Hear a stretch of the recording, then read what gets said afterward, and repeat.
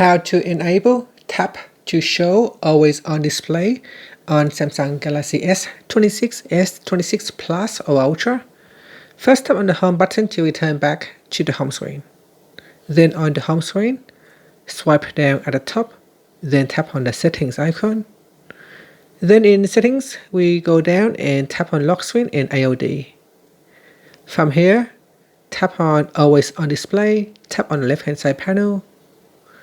Then we scroll down and tap on when to show. Make sure you select tap to show to enable this feature. Then if you go to your phone to simply show the always on display, just tap on the screen once.